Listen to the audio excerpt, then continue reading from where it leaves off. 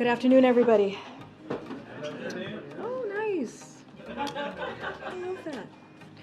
Okay, so this afternoon, as you all know, the President will convene his Competition Council to mark the second anniversary of the Council's work to lower costs for the American people and strengthen our economy. Promoting competition to lower costs and support small businesses is a central pillar of Bidenomics. As the President says, capitalism without competition isn't capitalism, it is— That's amazing. —exploitation. Without competition, costs add up. One study found that higher prices and lower wages caused by lack of competition cost the median American household as much as $5,000 annually. The President's Competition Council continues to deliver results. The Department of Agriculture is helping lower food prices with a historic partnership with over 24 bipartisan state attorney generals to promote competition and crack down on price gouging in food and agricultural markets. Zillow, Apartments.com, and AffordableHousing.com answered the President's call to eliminate hidden junk fees by committing to show prospective renters all fees up front. And the Department of Justice and the Federal Trade Commission are proposing updated merger guidelines to protect the American people from anti-competitive mergers. This follows bold actions we have taken to eliminate junk fees, hidden junk fees, and high costs in air travel, healthcare, banking, and hearing aids that are all saving families hundreds and sometimes even thousands of dollars a year. The Council's work is another example of Bidenomics at work, that is lowering costs and creating a more level playing field for small business entrepreneurs and also workers.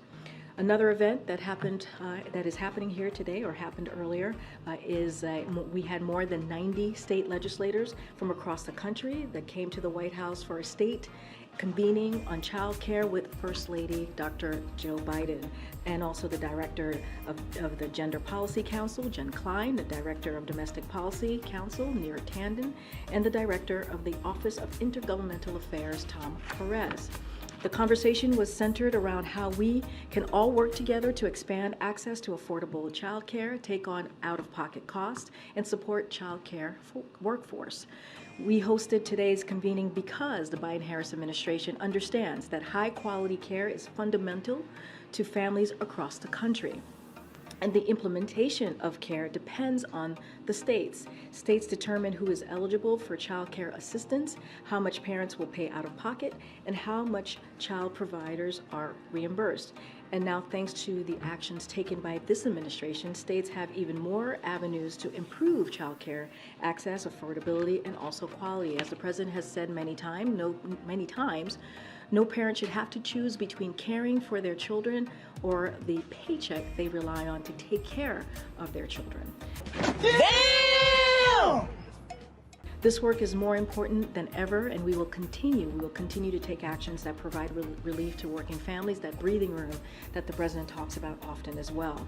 Now, turning to Ukraine, some news there. The Department of Defense announced a new security assistance package to support the people of Ukraine as they bravely defend their country. This package includes more critical air defense capabilities, such as National Advanced Surface-to-Air Missile Systems and additional systems to help Ukraine shoot down Russian and Ukrainian drones. The package also includes additional artillery rounds and mine-clearing equipment, as well as unmanned aerial systems and equipment that will help Ukraine better protect its ports. These latter capabilities will become increasingly important, especially now that Russia has pulled out of the grain deal and has renewed attacks on port cities, as we have seen over the past 2 days.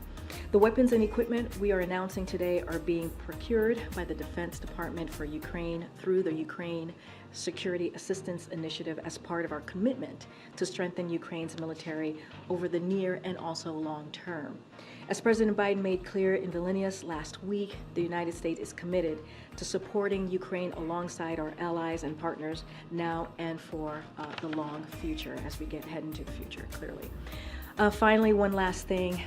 As many of you know, the Women's World Cup begins in less than 24 hours. How exciting. The second gentleman, Doug Emhoff, is leading the U.S. delegation to the tournament. He'll attend tomorrow's opening ceremony as well as Team USA's first game against Vietnam on Friday. Go Team USA. In addition to World Cup events and engagements with Team USA, the second gentleman will highlight U.S. and New Zealand shared values and priorities during his trip through his engagement with civil society, the private sector, and community leaders in New Zealand. The second gentleman will also deliver remarks to young women and girls as part of a panel discussion on gender equity and women in sports. He is, of course, thrilled to be there representing the administration and, of course, rooting for Team USA. As the president said himself, this team epitomizes what it means to be champion. Okay, you know what? My head just exploded. And we are all rooting for them here at the White House. I know you guys were probably waiting for a Tuberville topper, but I don't have one for you today. Amr, hi, good to see you. Good to see you too. Could you walk us through what efforts have been made over the last 24 hours or so by the U.S. government to contact the North Korean government about Private King? And has the U.S. been able to ascertain where he's being held and his condition? And is there any further understanding about his motivations to flee or his state of mind at that moment? How ironic. So all good questions, Amr. I have a couple things at the top just to share so that folks are all tracking. As you know, yesterday the Department of Defense notified the next of kin. And so, as you mentioned, identified the individual as U.S. Army Private Travis King. The White House, Department of Defense, the State Department, and the UN are all continuing to work together on this matter to ascertain the information, the questions that you just asked me about his well-being and the whereabouts of Private King. We are still gathering all the facts. It is still very early on. I believe the Secretary himself of the Department of Defense said yesterday it might take us a little bit of time to ascertain all of that information. But again, we're gathering all the facts. But I want to be very clear that the administration has and will continue to actively work to ensure his safety and the return of Private King to us and to his family, obviously. So that includes what we're doing is outreach to the administration of Sweden and also the South Korea as well on this matter. The Department of Defense, as I mentioned yesterday, has been engaged and having communications with its counterparts, the KPA, on the well-being of Private King. Again, we're working to ascertain all the facts, all the information that we can. And as soon as we have more to share, we certainly will.